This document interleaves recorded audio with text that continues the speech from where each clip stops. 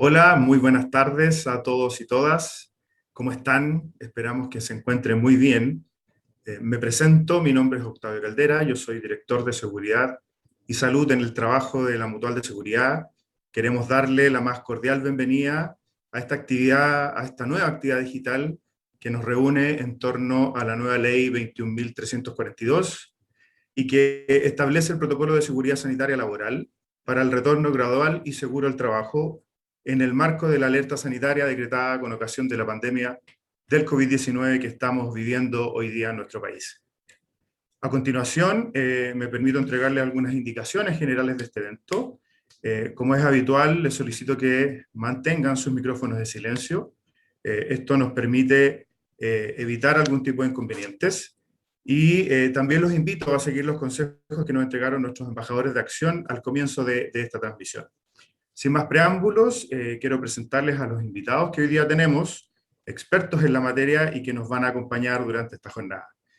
Primero nos acompaña Cecilia Castillo, abogada de la Gerencia de Asuntos Legales de Mutual de Seguridad. Hola Ceci, ¿cómo estás? Hola Octavio, ¿cómo están? Buenos días a todos los que nos están viendo y escuchando. Eh, Qué bueno tenerte aquí con nosotros, Cecilia. Muchas gracias por la invitación. También tenemos en esta ocasión a Víctor Cantillana, subgerente de Seguridad Ocupacional de Mutual de Seguridad. ¿Cómo estás, Víctor? Buenos días. Hola Octavio, muy buenos días. También extender el agradecimiento y nuestro interés también en reforzar estas nuevas prácticas y normativas que en el fondo es importante que estemos al tanto para poder robustecer esta gestión en seguridad en el trabajo dentro de nuestra organización. Así que muchas gracias por la invitación. Perfecto, perfecto. Bienvenidos a los dos. También agradecerles el espacio, el tiempo.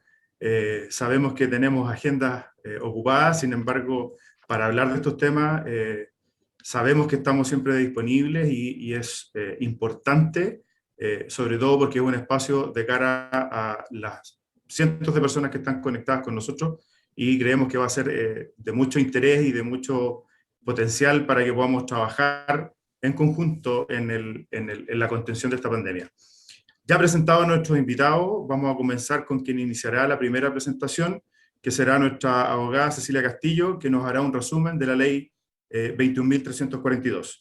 Los invito a que puedan hacernos llegar sus preguntas a través del chat de las plataformas por las cuales hoy día estamos transmitiendo, que es Zoom y que es YouTube, y que una vez finalizadas las dos presentaciones, vamos a comenzar a responder en conjunto con Cecilia y con Víctor. Cecilia, te dejo el micrófono para que partamos con tu presentación. Muchas gracias, Víctor. Primero, antes que comenzar con el análisis de la ley 21.342, me parece que es importante hacer presente que esta ley y el seguro que contiene, el seguro especial que contiene la ley, que ha causado harta polémica, porque es algo nuevo, evidentemente, no es un seguro que diga relación con la cobertura que Mutual entrega a las enfermedades profesionales, incluido el COVID-19 cuando se califica como enfermedad profesional, es decir, cuando se establece esa vinculación, esa relación de causalidad directa entre el trabajo y la enfermedad. Es por eso que quiero dejarlo en claro antes de comenzar, que efectivamente este seguro es ajeno a la Mutual, en cuanto a organismo administrador que administra este seguro de accidentes del trabajo, y que este seguro que contempla esta ley que estamos analizando hoy está vinculado con la cobertura de salud común del COVID no laboral. De alguna u otra forma lo que se busca es equiparar esas prestaciones que Mutual entrega en virtud de la ley 6.744, ya que no hay copagos respecto a la cobertura de salud. Bueno, este seguro busca de alguna forma que no existan esos copagos en el ámbito de la cobertura de salud, porque ustedes saben, el seguro de salud común no contempla esta situación. Vamos a comenzar entonces con la ley 21.342, que ustedes saben se publicó el pasado 1 de junio, y que efectivamente el objetivo fue establecer una implementación que van a tener que llevar a cabo los empleadores respecto de los que quieran continuar con la realización de actividades laborales presenciales, o los que deseen efectivamente volver a la actividad laboral presencial.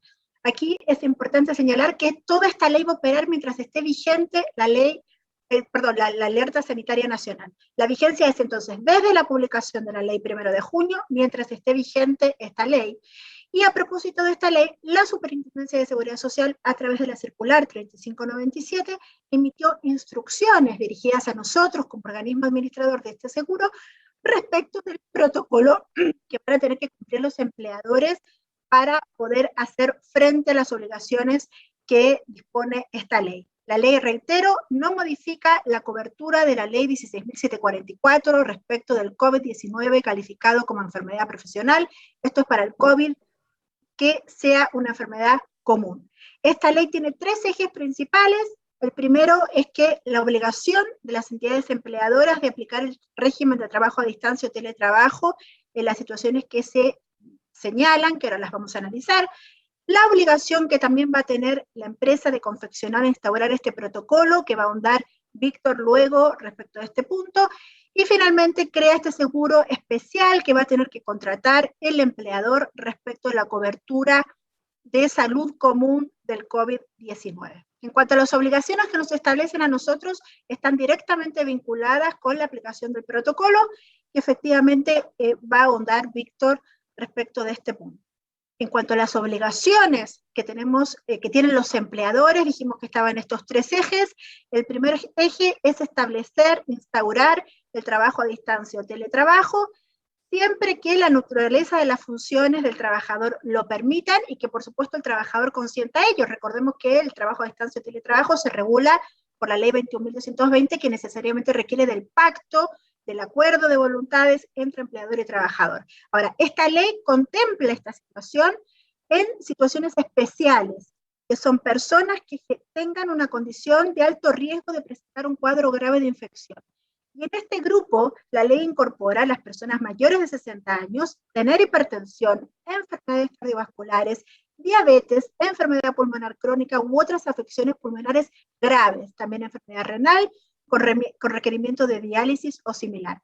También van a incorporarse en este grupo de trabajadores que, respecto a lo que los empleadores van a estar obligados, personas trasplantadas que continúen con medicamento de inmunosupresión, personas en tratamiento actual por cáncer, personas que tengan el sistema inmunitario disminuido producto de medicamentos como inmunosupresores o corticoides, y finalmente van a integrar también este grupo los trabajadores que tengan bajo su cuidado menores de edad, o adulto mayor, o este trabajador haya sido beneficiario de la ley de crianza protegida o tenga bajo su cuidado personas con discapacidad.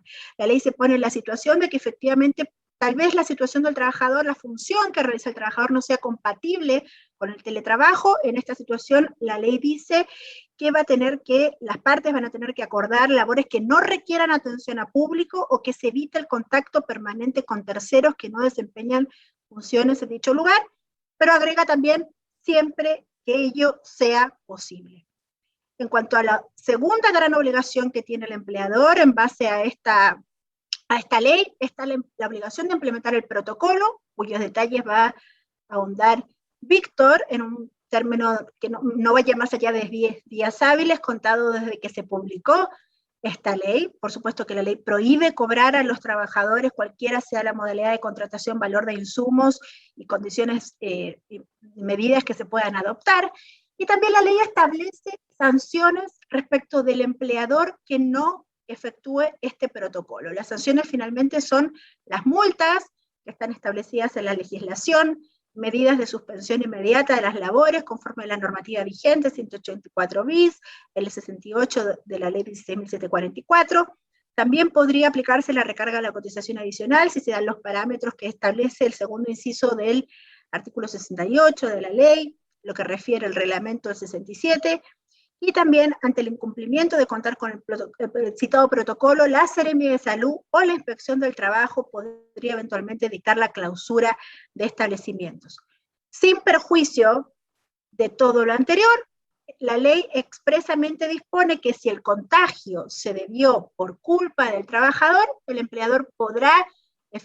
trabajador podrá efectivamente demandar a ese empleador eventualmente culpable respecto a las indemnizaciones de perjuicios, tal como lo considera para cualquier tipo de enfermedad o accidente el artículo 69 de la ley 16.744.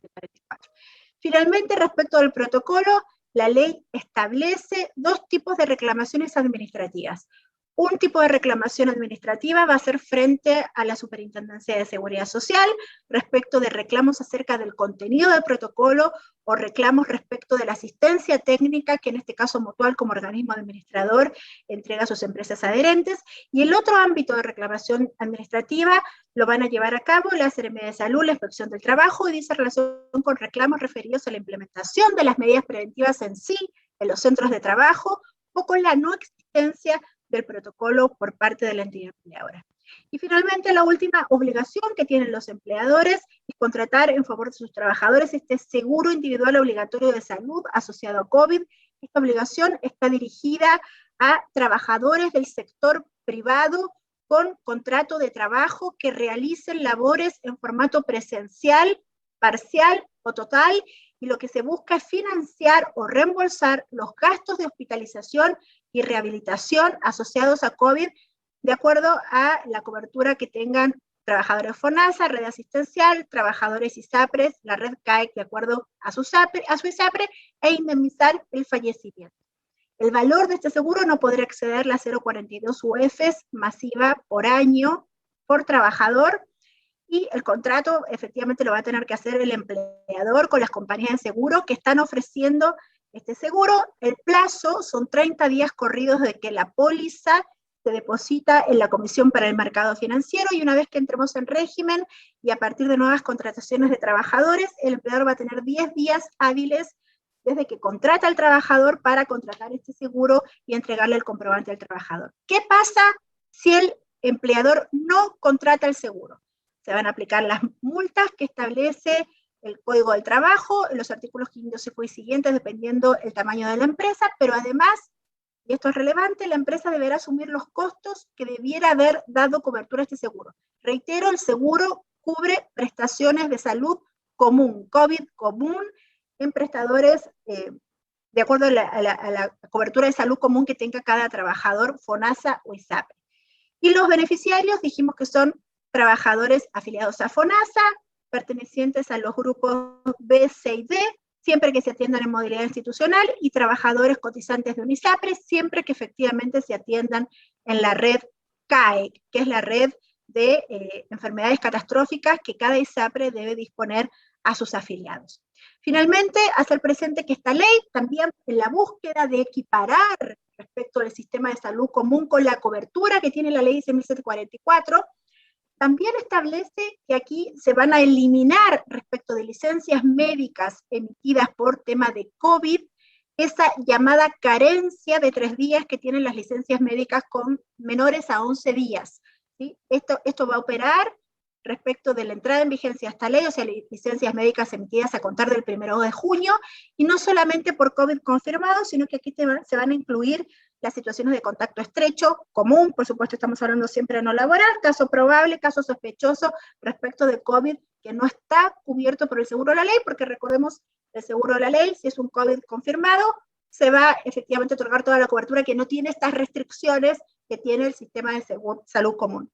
Y finalmente, hacerles presente que una de las últimas disposiciones que dice relación con la asesoría que Mutual presta a nuestras empresas adherentes respecto de la acción que ejecutan los comités paritarios de higiene y seguridad, esta ley dispone que las elecciones de los representantes de los trabajadores en los comités paritarios de higiene y seguridad se tienen que considerar también el voto de los trabajadores que estuviesen suspendidos por la Ley de Protección al Trabajo que se emitió, que se publicó el año pasado.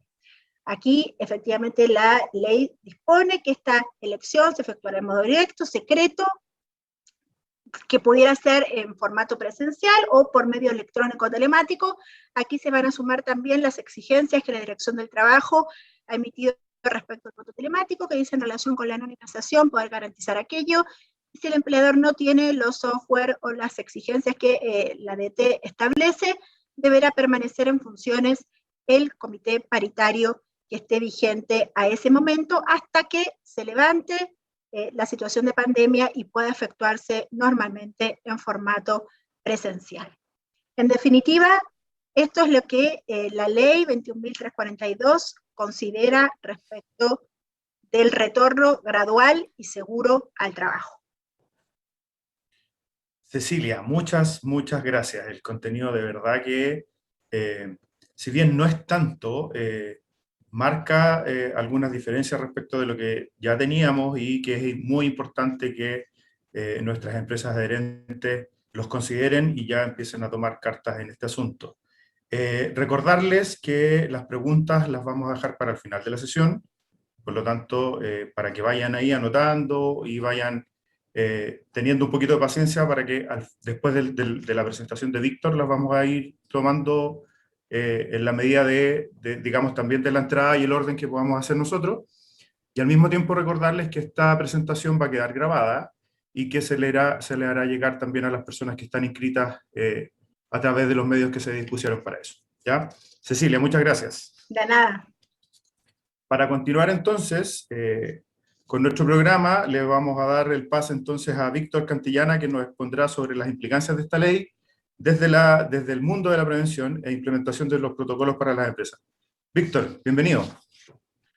Hola, muchas gracias, Octavio. Aquí vamos a, efectivamente, como tú señalas, vamos a tratar de concentrarnos efectivamente dentro de todo lo que Cecilia nos contextualizó de esta ley 21342, cuáles son los alcances que tenemos desde la perspectiva de seguridad y salud en el trabajo, ¿sí? Desde ese ámbito, solamente para recordar, es que aquí el protocolo o la normativa nos indica que una vez publicada esta ley, ¿cierto?, o entrada en vigencia esta ley, las empresas, tenemos dos tipos de empresas en ese momento, las que estén con actividades, ¿cierto?, presenciales, y aquellas que estén pensando en reincorporarse a esta modalidad presencial. Para aquellas empresas que están sin actividades presenciales, dice claramente que no se podrá iniciar la actividad hasta cuando la empresa formalice o disponga principalmente de este protocolo de seguridad sanitaria laboral, ¿sí? Del mismo modo, para aquellas empresas que en estos momentos ya están funcionando de manera presencial, les define que entrada en vigencia la ley, de publicar la ley, tienen 10 días para poder hacer esta regularización. Básicamente, reforzar acá que tenemos el máximo de 10 días para las empresas que están sin o con actividades, ¿cierto? Sin embargo, lo que se va a fiscalizar por parte de la ADT o de la Servisalud en el centro de trabajo es que la empresa tenga fechado un protocolo autorizado, ¿cierto?, por el equipo administrativo del centro de trabajo con ese periodo de vigencia, ¿sí? Por lo tanto, atención ahí con los casos que tenemos para hacer esta normalización del protocolo. Básicamente, recordar que aquí, déjeme, tengo acomodada aquí la pantalla, por favor, ahí. La norma dice que va a regir, mientras, tal como lo mencionaba Cecilia, todas estas disposiciones que vamos a mover de este protocolo van a ser vigentes hasta cuando se mantenga el estado de alerta sanitaria. Recordar también que esta ley fomenta, digamos, o robustece, ¿cierto?, la necesidad de implementar adecuadamente el teletrabajo o el trabajo a distancia en los distintos procesos que ejecutan las empresas. Está claro y está comprobado que esta metodología de trabajo, esta forma de trabajo, es una herramienta o una medida sumamente efectiva para prevenir los contagios de origen laboral, ¿sí? Eso en el contexto del artículo 1. Ya en el artículo 2 nos indica que las obligatoriedades que señalaba Cecilia, de contar nosotros con este protocolo tipo de seguridad sanitaria laboral, y además de una guía basada en las instrucciones que la Superintendencia de Seguridad Social nos instruya. En la ley, ¿cierto?, al día siguiente, es decir, el 2 de junio del presente año, la Suceso emite la circular 3597, en donde nos define claramente en 2 anexos qué es lo que se va a tener que trabajar al interior de cada centro de trabajo como este protocolo de seguridad sanitaria, ¿sí? Viene estipulada la estructura, vienen los objetivos del protocolo, por lo tanto es un documento que viene prácticamente para que usted lo individualice para la empresa, la dirección del centro de trabajo y obviamente efectúe las adaptaciones que sean propias y las medidas que son propias del centro de trabajo que va a representar este protocolo.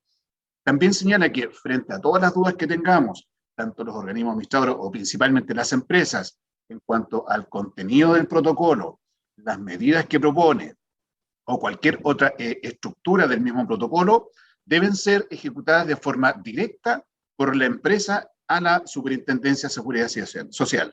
y será ella la que convocará al organismo respectivo, ¿cierto?, para poder clarificar si que fuese necesario también algún tipo de observación por el tipo de asistencia técnica que ha recibido de parte del organismo administrador. Además, nos indica este artículo 2 que los organismos administradores podrán colaborar en la correcta implementación de los protocolos y otras acciones de capacitación. Esto desde la mirada de la ley. Posteriormente vamos a ver que la circular ya nos da en forma explícita algunas instrucciones en este contexto. También recordar lo que señalaba Cecilia previamente, que aquí por lo menos aparece ya un atisbo de pronunciamiento en cuanto a lo que es el funcionamiento de los comités paritarios en este periodo de pandemia. Hemos, en lo particular, como organismo administrador, hemos flexibilizado, hemos interpretado algunos criterios, ¿cierto?, en cuanto a lo que es nuestro modelo de certificación de comités paritarios. Sin embargo, no podemos pasar por el contexto normativo, y es por ello que acá, en este punto, que ha sido muy consultado en este periodo sobre la vigencia de los comités paritarios, aquí ya al menos nos define que en aquellos centros de trabajo que corresponda a su constitución, tendrán que votar o podrán votar tanto los trabajadores suspendidos o aquellos que no están en esta categoría. Y aquí, tal como lo señalaba Cecilia, es importante entender que aquellos trabajadores bajo el concepto de suspendidos son aquellos que están sujetos a la Ley de Protección de Empleo, ¿sí? Y del mismo modo, en el contexto de comités paritarios, nos indique que esta votación, dado este proceso de teletrabajo, trabajo a distancia, más no presencial, también puede efectuarse de manera electrónica, ¿sí? Es lo que podemos rescatar también de este artículo en el contexto de la seguridad y salud en el trabajo. Y finalmente, en el artículo 4, define cuál es el contenido mínimo que debe tener este protocolo de seguridad sanitaria laboral COVID-19. Además, deja una indicación explícita que este documento, si bien es cierto, hablando coloquialmente, no es un copiar-pegar, sino que puede ser parte del proceso. Sin embargo, lo que se va a verificar al momento de una asistencia técnica o de una fiscalización es que las medidas que yo tengo definidas en ese protocolo sean específicas y sean ejecutables en el centro de trabajo. Así es que ahí, especial atención a aquellas empresas que tenemos como clientes que tienen más de un centro de trabajo, tener la precaución de que este protocolo sea específico para el centro de trabajo que lo representa, ¿sí? Y vamos a recordar algunos de los aspectos centrales que señala este contenido mínimo del protocolo, solamente para reforzar posteriormente una actividad fundamental que nosotros estamos invitando a nuestras empresas, que es un proceso de autoevaluación de las recomendaciones o de verificación del cumplimiento de los distintos protocolos que tenemos hoy en día en el país vigente. El primer aspecto que señala este protocolo y que debe estar contenido en forma explícita es que debe definir que la organización o el centro de trabajo debe establecer un testeo diario de la temperatura del personal, tanto de sus clientes y de todas las personas que ingresen al recinto de la empresa o del centro de trabajo, ¿sí? En segunda instancia, aquí hay que tener claro, ¿cierto?, que el testeo, ¿cierto?, de recomendaciones que tienen que ser a distancia, no de contacto, son situaciones que la empresa también debe estipular en este protocolo. Va a ser el testeo diario y cómo lo va a hacer, ¿cierto?, con qué frecuencia, va a ser solo a los ingresos, etcétera. Eso debe estar estipulado en el protocolo. Posteriormente también nos indica que debo tener, así como un aspecto preventivo de tomar el testeo antes del ingreso del personal, también tengo que tener definido el testeo de contagio de acuerdo a las normas y procedimientos que define o que determine la autoridad. En distintos cuerpos normativos o recomendaciones anteriores desde el MinSal, también hay disposiciones que dicen que la empresa debe establecer un procedimiento de cómo actuar frente a un caso sospechoso de contagio COVID. También hay un documento que establece cómo debe hacerse el testeo de temperatura diaria de las personas. Lo que busca este protocolo es básicamente consolidar todas estas recomendaciones y protocolos de forma que la empresa tenga un solo documento en donde sea el esqueleto central de todo lo que tiene que articular en materias de manejo del contagio por el COVID. También refuerza este protocolo o este contenido mínimo las medidas de distanciamiento físico seguro.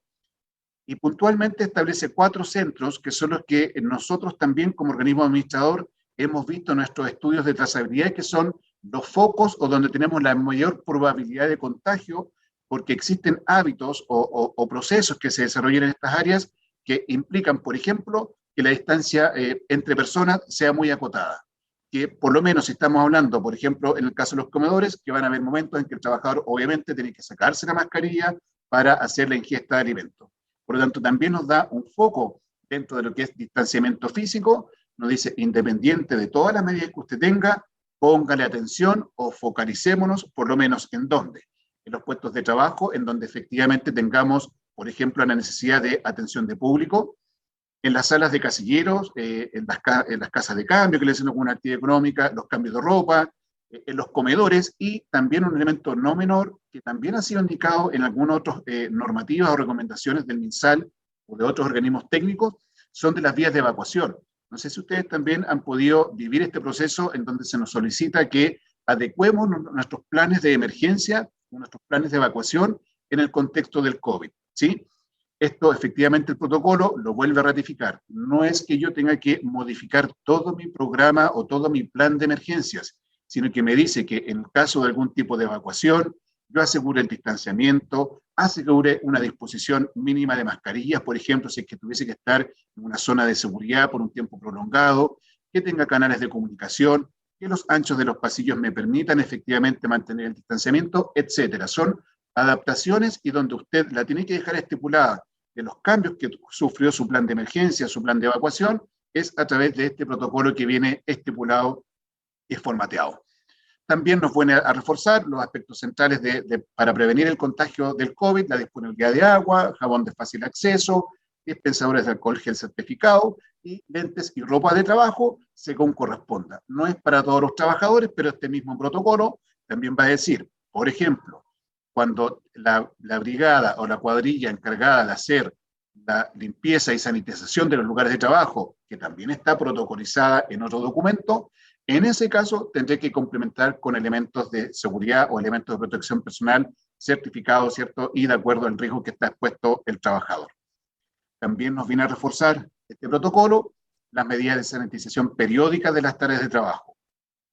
Y nos define finalmente un aspecto no menor de disponer, ¿cierto?, de los medios de protección a cada uno de los puestos de los trabajadores, incluyendo sus mascarillas certificadas de uso múltiple, con impacto ambiental reducido, y cuando la actividad lo requiera, guantes, lentes, ropa de trabajo u otros elementos que sean necesarios y que estén evidenciados. Por eso es importante el protocolo, que estén evidenciados para que cargos, para que situaciones u operaciones dentro del proceso del protocolo general del COVID, yo voy a requerir ciertos elementos específicos o equipos o barreras específicas para desarrollar mi labor, ¿sí? Eso es lo que básicamente estipula el artículo 4 de la ley 21342. También nos define, y aquí es importante señalar que recientemente tuvimos una aclaración, ¿cierto? O una disposición que nos ratificó la duda permanente que teníamos en cuanto a la forma de cálculo del aforo.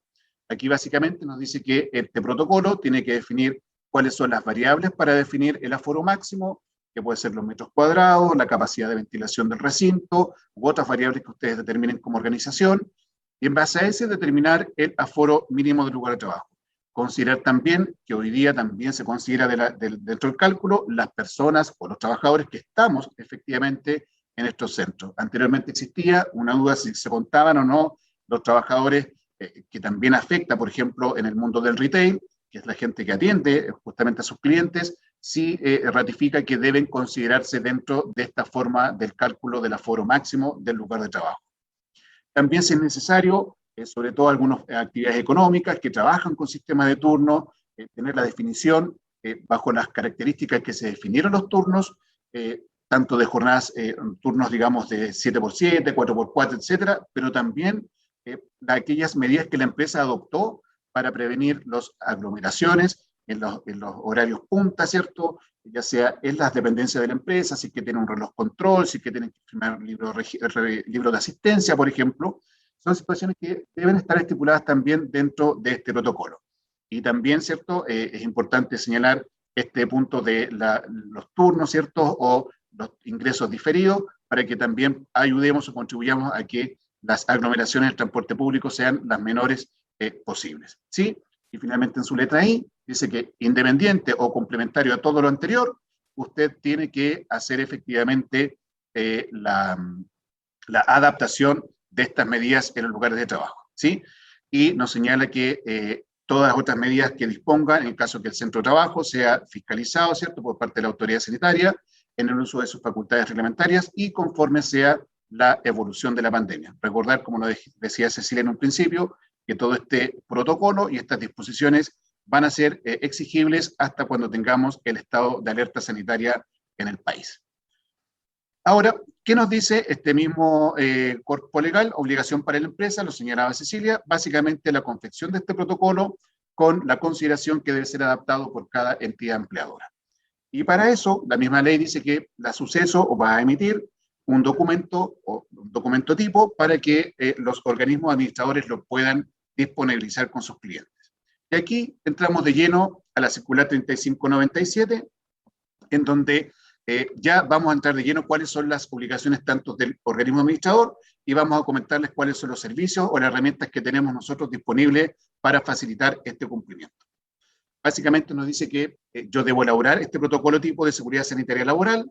Para eso define, la suceso nos envió 2 documentos tipos, un anexo 1 que contiene el protocolo tipo, que es prácticamente un documento editable, donde usted identifica su empresa, la dirección del centro de trabajo y empieza a adaptar todas las consideraciones que vienen dentro de este protocolo.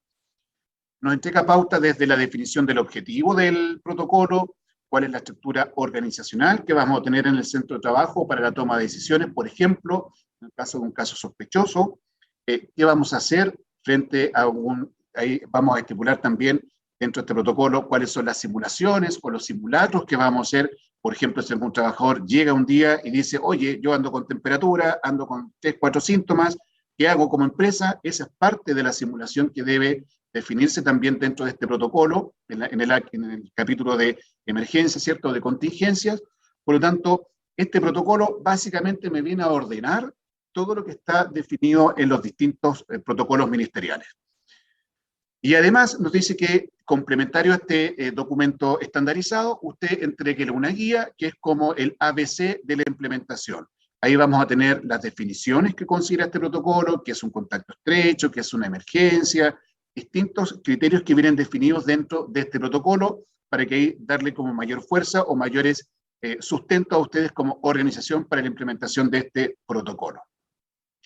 En forma conjunta, esta circular 3597 nos define que los organismos administradores deben entregar asistencia técnica basado en el formulario único de fiscalización para las empresas que estén planificando el reinicio de las actividades, como para aquellas que estén, digamos, ya funcionando, digamos, como hablábamos al principio de la presentación, aquellas que ya están con actividades cuando entró en vigencia esta ley.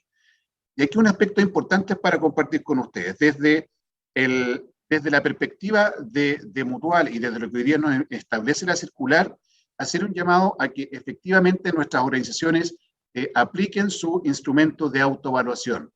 Esa autoevaluación que tenemos disponible en el portal Empresa le permite a cada uno de los centros de trabajo hacer una verificación de los distintos protocolos que norman esta contingencia y esta pandemia que estamos viviendo. En el formulario único de fiscalización es el puntapié inicial o es el diagnóstico que yo tengo como organización o centro de trabajo respecto al mínimo minimorum que debo tener en estas medidas de control para prevenir contagio. Me pregunta por las condiciones de los lugares de concentración, me pregunta por el traslado de los trabajadores, los lugares comunes de descanso, qué hacer en caso de emergencia, etc. El formulario único de fiscalización, que también forma parte de nuestra asistencia técnica preventiva, es el puntapié inicial para que nosotros tengamos tanto las brechas que tenemos de cumplimiento a ciertos protocolos y además rescatar aquellos avances que yo tengo implementado como empresa y que en conjunto tengo que meter en una juguera y concentrarla en este protocolo de seguridad sanitaria laboral.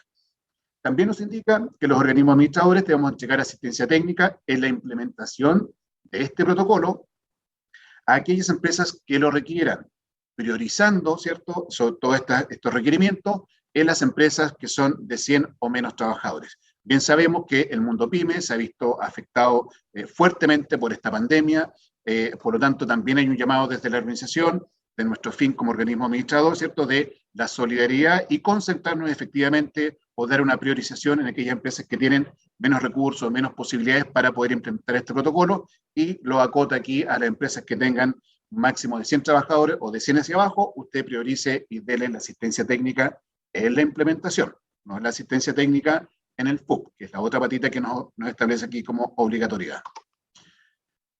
También nos dice, no es tan solo que usted envíe, derive y comunique, sino que también como organismo administrador usted va a tener una acción de verificación de la existencia del protocolo de seguridad sanitaria laboral COVID-19. Le voy a hacer la asistencia técnica preventiva basada en el FUP, y además me dice, usted verifique o consulte si la empresa, cuando usted vaya de manera presencial a las empresas en cualquiera de los servicios que usted haga, si por ese motivo, cuando estemos ya en vigencia, va un profesional de Mutual, va a hacer una medición de ruido, una medición de calidad del aire, va a hacer una investigación de un accidente con resultado de muerte, un accidente grave, y esos son ejecutados servicios de manera presencial, en ese momento tenemos la instrucción de además hacer la consulta si la empresa dispone o no de este protocolo de seguridad sanitaria. Si no dispone del protocolo de seguridad sanitaria, se activa inmediatamente el proceso de esta asistencia técnica que hablaba del proceso de implementación, en donde partimos nuevamente con la etapa de difusión de los formatos tipo y posteriormente ya de dos etapas más para corroborar este proceso de acompañamiento que vamos a tener con estas empresas y finalmente poder dar fe del cumplimiento de esas verificaciones, ¿sí? Frente a este incumplimiento, ¿qué es lo que pasa? Si la empresa no cumple, cuando yo vaya a verificar efectivamente si la empresa tiene o no tiene implementado este protocolo, es que, de acuerdo al artículo 9 de la letra G del compendio normativo, yo puedo aplicar sanciones o multas a las entidades que han incumplido esta disposición, ¿sí?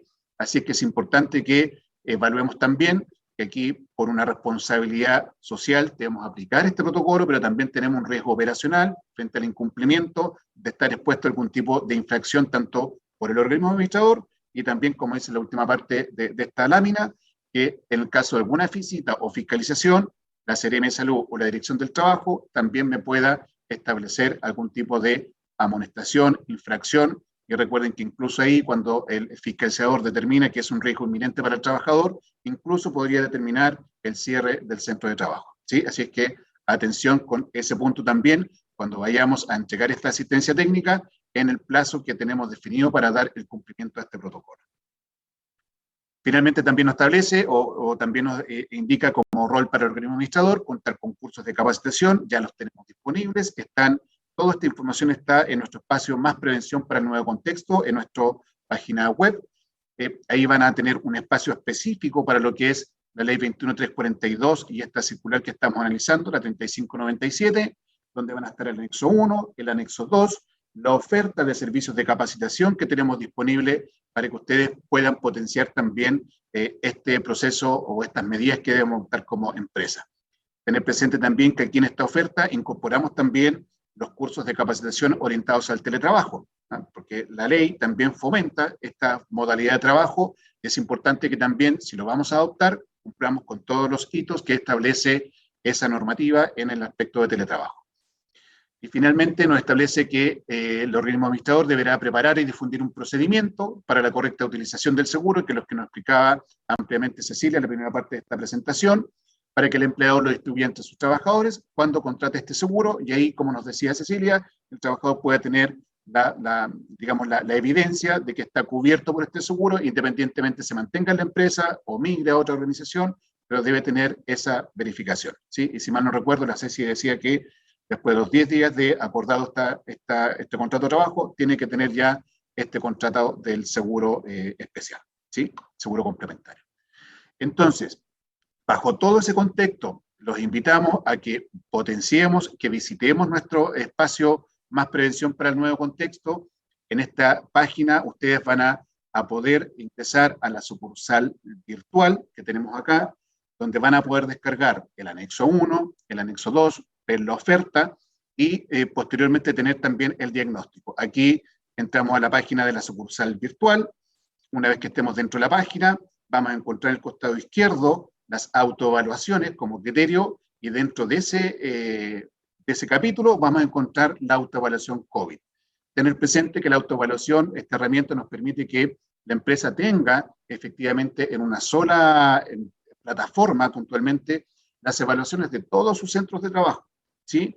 Y posteriormente tener un consolidado de estos resultados. Ustedes como organización les puede permitir, les va a facilitar efectivamente este proceso, que también incluso podría ser solicitado al momento de alguna fiscalización dentro de este protocolo. Le va a pedir el protocolo y le va a consultar cuál fue el diagnóstico inicial que usted hizo, y usted va a tener este instrumento de autoevaluación que está sustentado, como decía, ¿cierto?, el cuerpo normativo en el formulario único de fiscalización. Por lo tanto, en esa medida, nosotros también invitamos a que se tome una buena radiografía como organización referente al cumplimiento de estos protocolos a través de este instrumento, de forma que este protocolo que tengamos que implementar, ¿cierto?, sea lo más continuo el proceso. Aquí hay muchas empresas presentes que han estado trabajando y que tienen medidas. Esto no es para partir de cero, es todas aquellas disposiciones que tenemos aisladas, como los protocolos de entrada, cómo señalizar el lugar de trabajo, cómo estamos adaptando nuestros turnos, cómo nos modificamos para poder comer,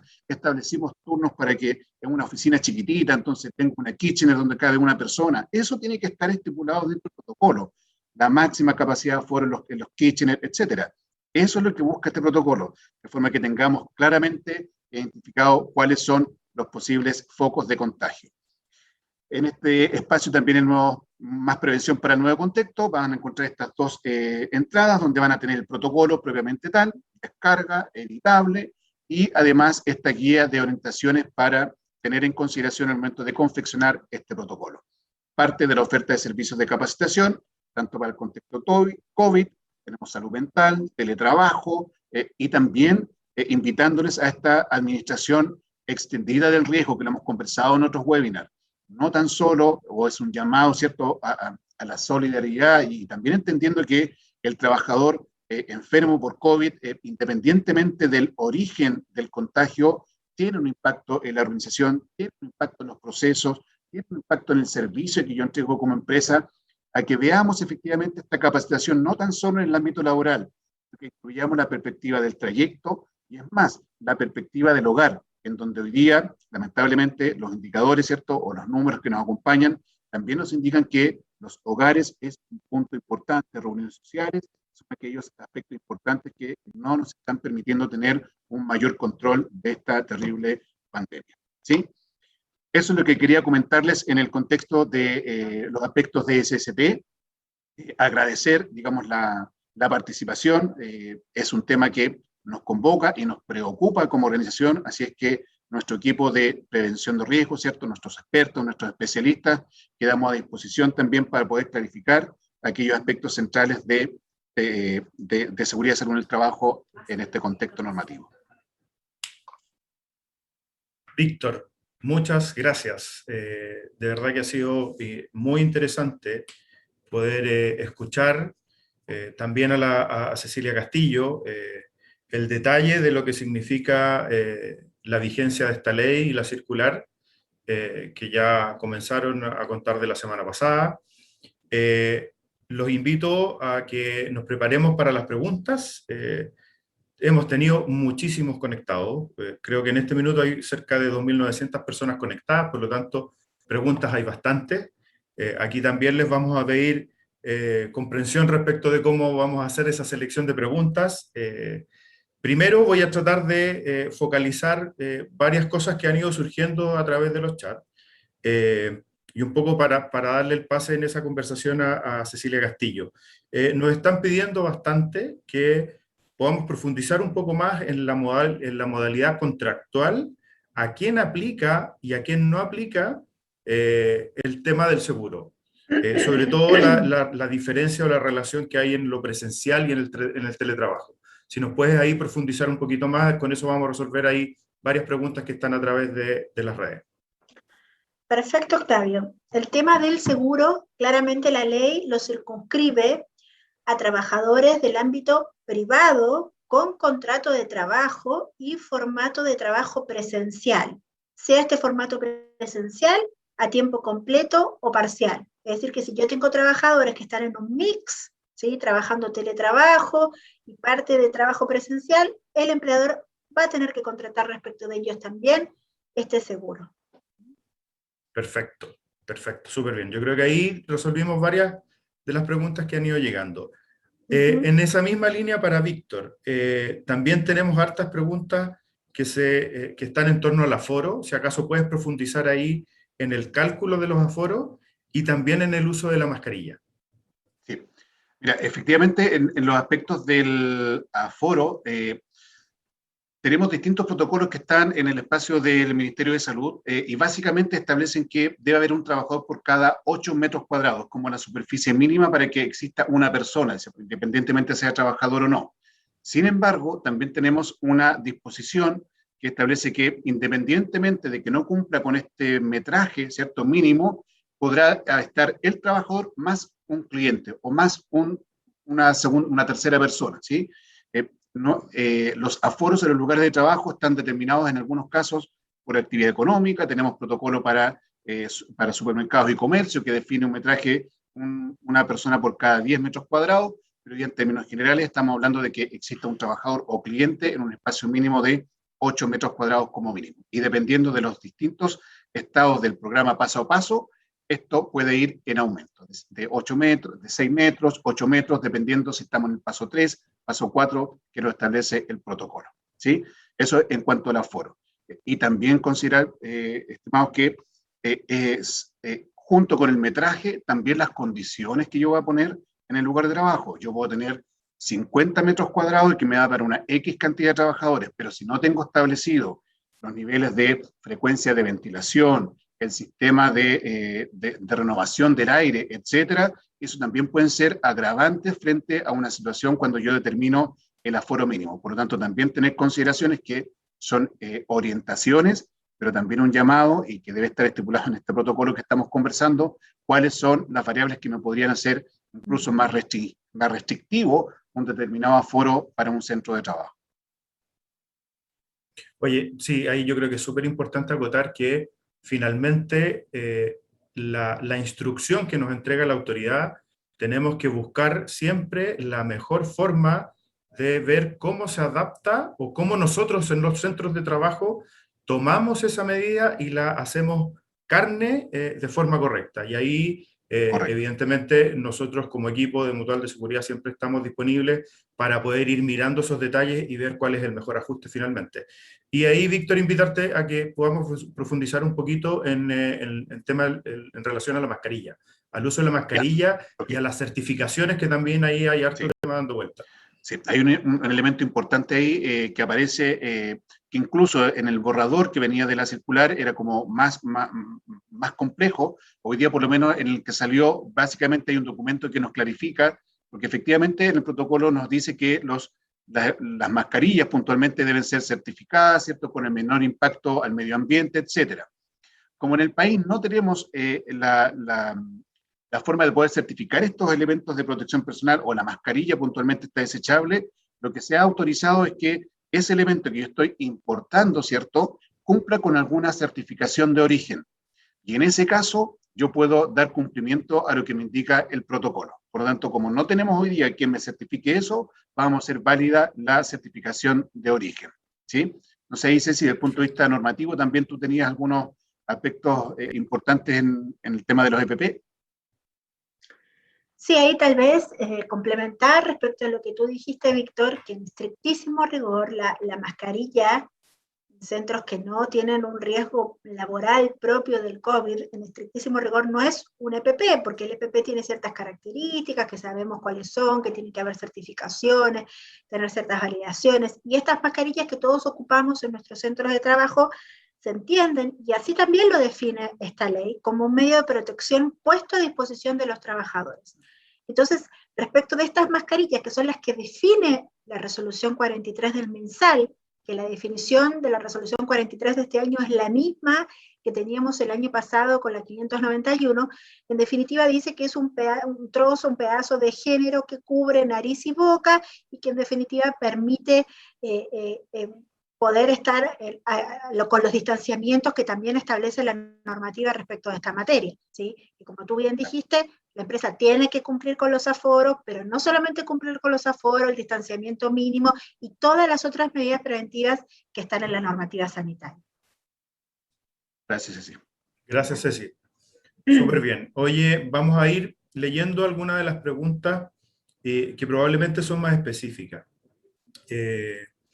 Aquí dice, por ejemplo, nos pregunta Gabriel Fuentes, ¿qué pasa con escuelas particulares subvencionadas que se rigen por el Estatuto Docente Asistentes de la Educación? ¿Cómo entra en este marco y en las definiciones que se hacen en relación a los trabajadores que tienen la cobertura del seguro? Tú dices, ¿cómo sería el estatus? Particulares, si son colegios particulares, a mi entender, efectivamente, tienen que tener el seguro, porque estamos hablando que es una contratación desde la perspectiva del Código del Trabajo, entidades privadas. Ahora, va a haber que definir y ahí tenemos que esperar las interpretaciones que hagan los fiscalizadores respecto de estas materias, que va a tener que ser, si está en juego, de entender que tiene un estatuto especial vinculado con funcionarios públicos o municipales, tendrá que ser Contraloría el que haga las definiciones pertinentes respecto de este tema, así como la Dirección del Trabajo respecto a los temas más de derecho laboral. Pero en definitiva, el marco, lo que podemos definir hoy, en cuanto a qué corresponde tener el seguro especial que debe contratar el empleador, es ámbito privado y contratados por Código del Trabajo, más trabajo presencial total o parcial. Eso es lo que señala la ley. Perfecto. Eso también es bueno comentarlo, que probablemente haya ciertas dudas que hoy día, con las disposiciones que tenemos, no vamos a ser capaces de responder y que tenemos que esperar, como tú bien dices, los distintos pronunciamientos que haga la autoridad en la medida que esto va avanzando, digamos. Así que también eso es importante que las personas que hoy día nos están acompañando lo entiendan así también. Otra pregunta que nos hace Fabiola Zamora. Dice, ¿se tendrá que solicitar un certificado médico de patologías de base como respaldo? Me imagino que esta pregunta va en la línea de aquellos trabajadores que tienen patologías de base o que tienen ciertas condiciones en las cuales nosotros debemos priorizar para que realicen trabajo a distancia o teletrabajo. Yo creo que por ahí va, me imagino, esa pregunta. Sí, claramente esa pregunta está orientada al tema de la obligación que tiene el empleador de efectivamente poner a disposición de los trabajadores, de los grupos de trabajadores que precisamos, que justamente muchos de ellos, pero no todos, muchos están vinculados al tener ciertas patologías de base que la ley describe, o sea, el trabajador va a tener que acreditar. Esta acreditación de cómo el trabajador debe efectuar frente a su empleador no está resuelta en la ley. Uno pudiera entender, un certificado médico acredita diagnóstico. Evidentemente, un profesional médico de la salud está facultado por ley para determinar diagnóstico, por lo que sería posible que efectivamente se haga a través de un certificado, pero la certeza también la tendríamos que esperar de cuando la Dirección del Trabajo emita también su dictamen en relación justamente a esta parte, que también va a definir los alcances, de qué significa, en tanto las naturalezas del trabajo lo permitan, el trabajador consienta ello. Todo esto evidentemente va a estar regulado en las directrices que va a emitir necesariamente la Dirección del Trabajo. Pero sin duda que un certificado emitido por un médico daría cumplimiento a lo que hoy consideramos en la ley. Perfecto. Aquí Pablo Pifó nos pregunta, ¿cómo opera el seguro para aquellos trabajadores que tienen 2 o más empleadores? Esa es otra gran interrogante que tampoco está resuelto, parece que es el día de que los no Sí. está resuelto, pero lamentablemente es así. Evidentemente en el caso de doble empleador, y estamos hablando de 2 empleadores en las mismas condiciones, ámbito privado, con contrato de trabajo, y en ambas situaciones con trabajo presencial, no está resuelto porque lo cierto es que tiene que haber un seguro, no tiene que haber seguros. Entonces, ¿cuál va a ser el empleador que va a primar, el que va a tener que desembolsar el pago de este seguro? No está resuelto. Tal vez ahí también la Dirección del Trabajo va a decir, no, el que tiene más horas de trabajo, etcétera, pero no está definido aún. Perfecto, perfecto. Aquí también quieren profundizar un poco más en, Joaquín Rivero, en qué cubre el seguro y si tiene tope de cobertura. Y también pregunta, ¿se aplica para cualquier contagio por COVID o solo para los que se dieron en el contexto laboral? Creo que eso ya lo aclaramos también, que no es el contexto laboral. y en caso de la licencia, entiendo que no se aplican los 3 días de la licencia de la ISAPRE. Ahí sí nos puedes redondear, porque yo creo que también eso lo Sí. conversamos y sería interesante reforzarlo. Bueno, reiterar que efectivamente este seguro especial que contempla esta ley, dijimos que el contexto es trabajadores del ámbito privado contratados en virtud de un contrato regulado por el Código del Trabajo, aplica, y para el trabajo presencial, total o parcial, efectivamente va a cubrir hospitalización y rehabilitación de COVID por supuesto no laboral, porque para lo laboral tenemos el seguro de la ley 1744, que conforme al artículo 29 va a otorgar toda la cobertura necesaria para la recuperación de la salud del trabajador sin ningún tipo de copago. Pero en el ámbito de la salud común no es así. Todos sabemos que existen copagos, independientemente si uno está en FONASA o ISAPRE. Entonces, lo que viene a hacer esta ley es tratar de efectivamente de dar la tranquilidad a los trabajadores que se contagien por COVID común, de que no van a tener que desembolsar dinero en la cobertura de su enfermedad, en lo que dice relación con la hospitalización y rehabilitación. Eso es lo que cubre, no otra. O sea, si yo contraigo COVID común y estoy en mi casa porque no requiere hospitalización, efectivamente los gastos de salud en este tema los tengo que cubrir de acuerdo a mi plan de salud común. Este seguro viene a operar únicamente cuando hay hospitalización o rehabilitación, ¿sí? ¿Cuál era la otra consulta que Espérame, que vinculada a esto? me cambié de pregunta, entonces me perdí ahí en la anterior. Si me dais un minutito. Los 3 días de licencia en relación a la Los 3 de ISAPRE. licencia, claro, esto también es lo mismo. Estas 3 días de licencia, esta llamada carencia que tienen las licencias médicas que se otorgan cobertura respecto de patologías de origen común, está orientada a licencias médicas de menos de 11 días. Entonces, ¿qué hace esta ley? Elimina esa llamada carencia respecto de las licencias médicas emitidas con diagnóstico vinculado a COVID, ¿sí? A partir del 1 de junio. Aquí no solamente se van a considerar licencias médicas emitidas por COVID-19 confirmado, como dijimos, también las situaciones de contacto estrecho, caso probable, caso sospechoso.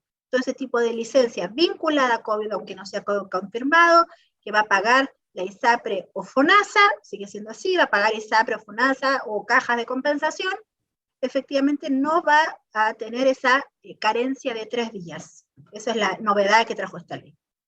Perfecto.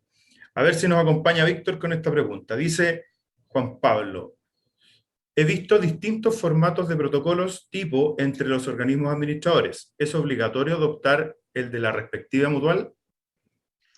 Muy buena pregunta.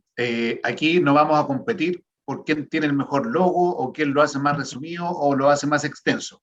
Lo que la circular nos dice, señores, ocupe este formato, y el que nosotros estamos difundiendo es el formato oficial, con el cual la superintendencia nos dice, señores, con este instrumento usted haga la difusión. Y recuerden que comentamos, si usted no le parece, si tiene alguna observación, alguna consideración, pregúnteme, hágame a mí la observación y yo le voy a responder. Por lo tanto, aquí no vamos a competir con creatividad e innovación, ¿cierto? Sino que vamos a ir con este protocolo que viene predefinido. ¿Y por qué tampoco vamos a innovar mayormente? Porque lo que nos interesa es que efectivamente las empresas implementen las organizaciones, que tengan un documento más pomposo o menos pomposo. Lo que nos interesa es el contenido. Y eso es lo que estamos rescatando en este formato que estamos definiendo con las empresas. Por lo tanto, además que se van a la segura, ¿cierto? Con que frente a un fiscalizador, Inspección del Trabajo o Seremi de Salud, ¿qué formatos van a tener? Los que hoy día la autoridad definió en esta circular. Por lo tanto, ahí también hacemos el match entre lo que la autoridad podría fiscalizar a ese centro de trabajo. Eso es. Así que no habría riesgo, por lo menos, de algún tipo de observación por el fiscalizador si ocupamos el formato que estamos entregando nosotros. Perfecto. Oye, aquí parece que nos vamos a ir un poquito más al terreno, digamos. Dice: estimado, si el trabajo es atención a clientes y es al aire libre, ejemplo, una estación de servicios, ¿es necesario la toma de temperatura cliente? Y yo creo que esto calza mucho con cómo adaptamos el protocolo a los centros de trabajo. A ver, ¿qué nos puedes comentar de esto? Sí. La pregunta específica es si yo tengo que tomar la temperatura de la gente que llega a echar carga de combustible, por ejemplo, ¿cierto? Sí. Obviamente, las medidas, ¿cierto?, de la toma de temperatura es para cuando tú como empresa tienes un contexto, tienes un límite, digamos, y eres responsable de lo que ocurra dentro de ese centro. Hoy día, en el contexto de esta pandemia específicamente, si tú me preguntas si tiene algún grado de efectividad que yo le tome una temperatura al cliente que viene a cargar combustible, la verdad es que, ¿qué voy a hacer yo como empresa? No te puedo detener, no puedo activar un protocolo, digamos, de notificación a la autoridad. Es para el contexto en donde la organización tiene responsabilidades para tomar estas medidas. Es súper buena la observación para poder clarificar que estas medidas tienen que, no son medidas por implementar, sino que también al momento de ejecutarlas implica una responsabilidad. Si yo digo, voy a tomar la temperatura a todos los viejitos que lleguen, a todos los clientes que lleguen a mi centro, el día de mañana también nos podrían decir, bueno, usted sabía que ese conductor iba con temperatura, iba con esto otro. ¿Qué hizo? Entonces, por eso es importante delimitar también esas responsabilidades para los trabajadores del centro de trabajo. Ahí es donde usted tiene que tener estos niveles de control. Bueno, y si es comercio, para los clientes que ingresan a mi área de trabajo, bajo mi contexto y bajo mi responsabilidad. Súper buena la respuesta, Víctor. Raúl Marcone nos pregunta, estimado, si tengo trabajadores mayores de 60 años y estos desean seguir trabajando normalmente, ¿es necesario que firmen algún compromiso o registro de que desean seguir trabajando? Claro, ahí efectivamente la ley incorpora a los trabajadores de 60 años per se, o sea, sin ninguna otra característica de salud, en este grupo de alto riesgo. Pero tenemos que tener presente que efectivamente el hecho de que el empleador ofrezca esta posibilidad, o que tenga a los trabajadores bajo la modalidad de trabajo a distancia o teletrabajo, es en tanto no solamente que la naturaleza de las funciones los permitan, sino que el trabajador consienta ello. O sea, si el trabajador de alguna u otra forma se niega porque dice, no, yo quiero seguir trabajando en formato presencial, recordemos que el teletrabajo es un acuerdo de voluntades, tiene que reflejarse en un pacto que tiene que estar escriturado, que tiene que registrarse ante la dirección del trabajo. Entonces, evidentemente que si el trabajador no presta el consentimiento para lograr este acuerdo de voluntades, efectivamente va a tener que dejar una nota por escrito diciendo que no acuerda respecto de esto y que va a continuar con trabajo presencial. Y respecto de ese trabajador, sí, por supuesto, el empleador va a tener que tomar todas las medidas necesarias para proteger eficazmente la vida y salud de los trabajadores, poniendo foco en el cumplimiento del protocolo que también nos explicaba Víctor y de todas las medidas de seguridad pertinentes respecto al tipo de trabajo que se trata.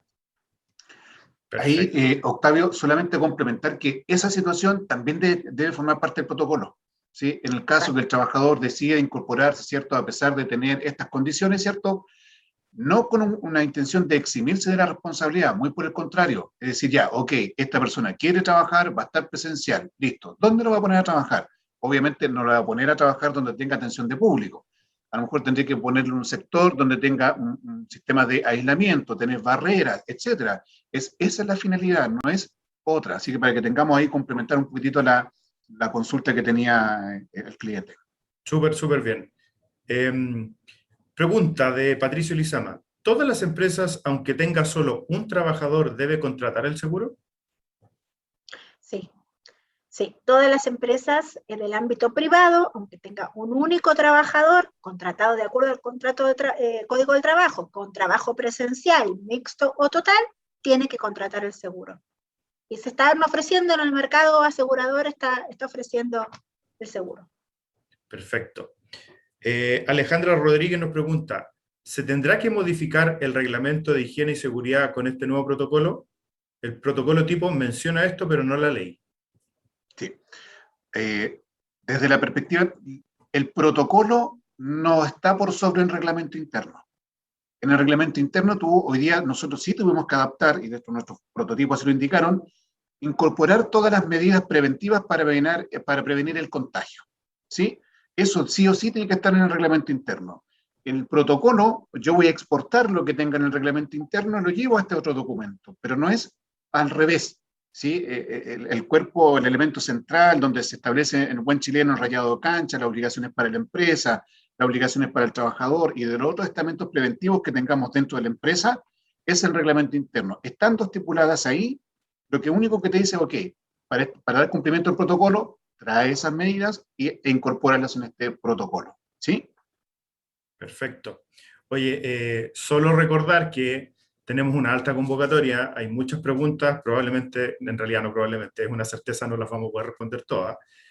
Teníamos un tiempo acotado también de presentación y también de agendas disponibles para esto. Lo que sí, nos quedamos con el compromiso de ver la manera de hacer llegar la mayor cantidad de respuestas posible a las personas que hoy día se han conectado y que han interactuado con nosotros a través del chat. Probablemente también generemos otras instancias similares a esta para seguir reforzando lo que está ocurriendo y además recordar los canales que habitualmente tenemos a través de nuestro contact center o a través de los expertos en prevención que atienden a las empresas, que también pueden desde ahí hacer consultas y hacernos llegar la necesidad que tengan respecto de cómo implementar de forma correcta esta ley y esta circular. Ya vamos a ir terminando, creo que tengo aquí una última pregunta que puede ser interesante también que desarrollemos y que tiene que ver con el seguro y la relación que exista cuando hay contratistas en una empresa. ¿Hay alguna definición en particular o tenemos que esperar también un pronunciamiento al respecto?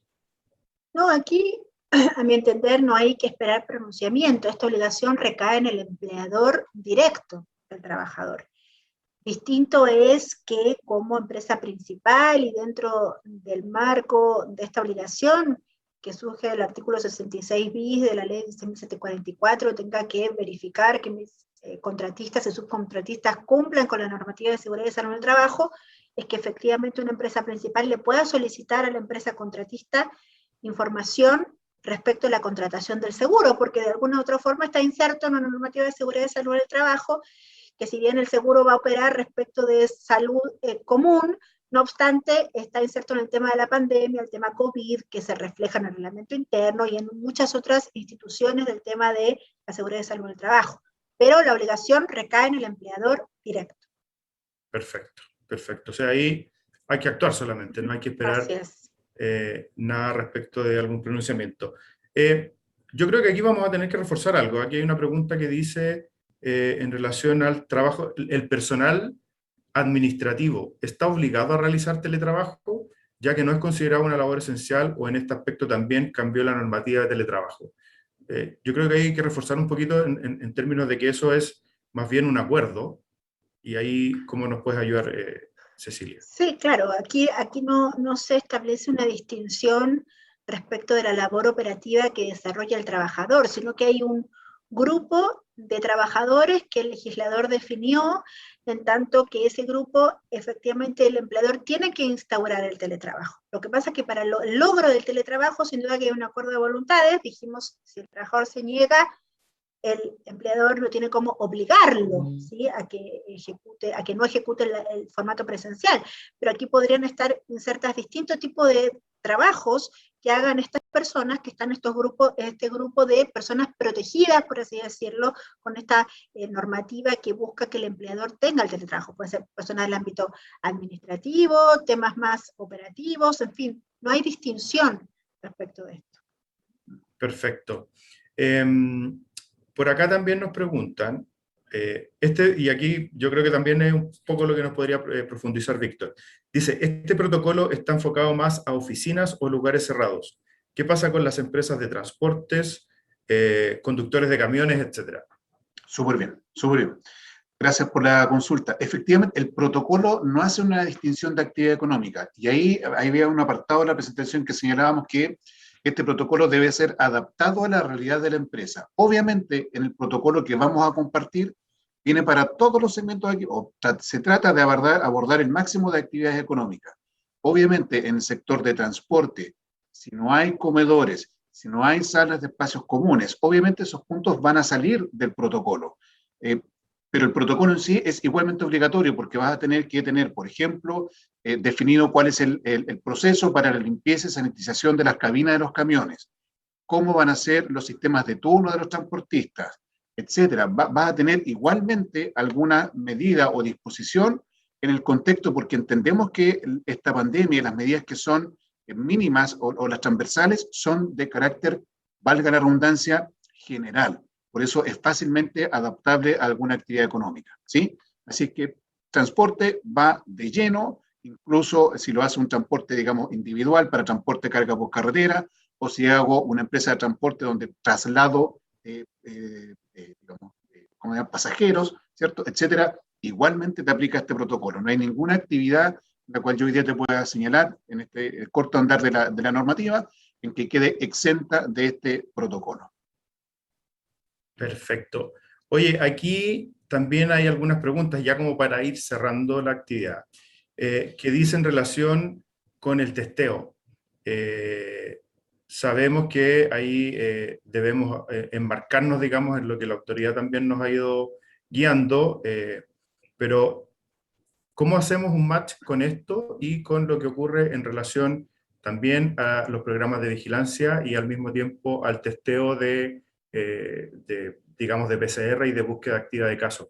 ¿Cómo podemos relacionar lo que hoy día el protocolo nos presenta con esos otros dos Sí. caminos, digamos, que están en este marco de la pandemia? Sí, hay que considerar que el protocolo te establece dos tipos de testeo: el testeo del ingreso diario del trabajador y el testeo frente a algún tipo de posible contagio que se pueda generar en el centro de trabajo. En el primero de ellos es una labor netamente preventiva, en el sentido de anticiparnos frente a una sospecha yo debo tener protocolizado ese proceso, sacar al trabajador, iniciar un proceso de trazabilidad probablemente frente a una sospecha, eso lo tenemos protocolizado. Y la segunda instancia es cuando yo tengo la confirmación de un caso, de un contagio, ¿sí? Donde yo tengo que activar o tengo un brote. Hoy día efectivamente está el programa del testeo, trazabilidad y aislamiento. Si yo tengo un caso, tengo que ir efectivamente, como le mencionamos, en el FUP o en este proceso de autoevaluación que usted se haga, le vamos a preguntar: ¿usted tiene efectivamente protocolizado qué hacer frente a un caso confirmado por COVID? Si usted me pone sí o no, si me pone que no lo tiene, se va a desplegar una orientación donde le va a indicar efectivamente qué es lo que debería incorporar. Y eso es básicamente el protocolo de testeo, trazabilidad y aislamiento, ¿sí? Por eso insisto, el cuerpo, el esqueleto, la columna vertebral, el formulario único, porque de ahí vamos a ir a consultar a los distintos protocolos ministeriales que le podía afectar a la organización. Perfecto.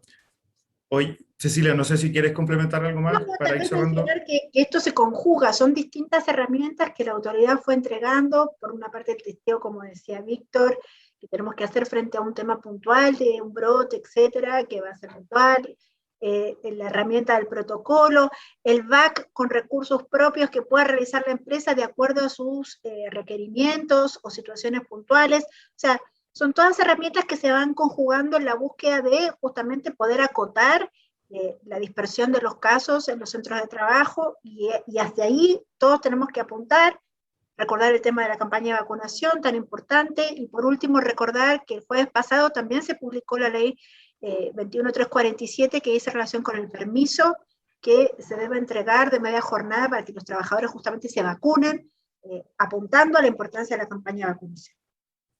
Perfecto. Oye, nuevamente reiterar los agradecimientos por su tiempo y por este espacio. Esperamos que hayamos de alguna forma contribuido a este nuevo escenario. Sabemos que cada vez que hay una publicación de una ley nueva o una regulación nueva, el escenario de alguna manera cambia y debemos estar preparados para ese cambio. Por lo tanto, esperamos haber contribuido con este evento digital a que las empresas vayan adaptándose a esta nueva realidad.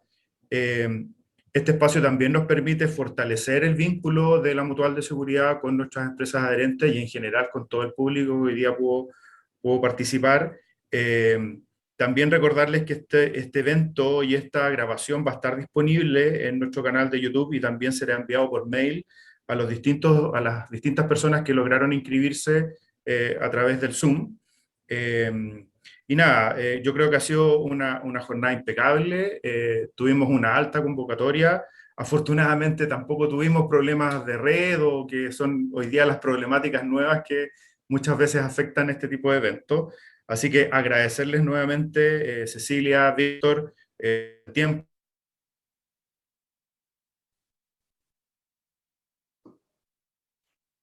dejar invitados a que visiten nuestra página web, más particularmente que visiten nuestro sitio Más Prevención para un Nuevo Contexto. Ahí está toda la información que hemos podido recabar, que hemos podido unificar y disponibilizar de forma ordenada para que nuestras empresas adherentes también puedan hacer uso de ella.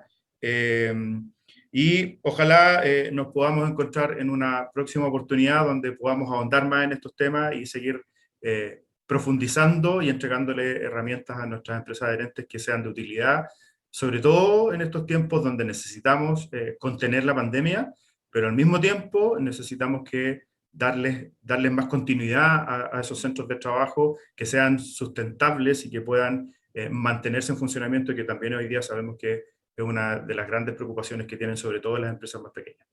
Agradecer nuevamente y despedirnos, y ojalá encontrarnos en una próxima oportunidad. Hasta luego. Chao, chao. Chao, que estén bien.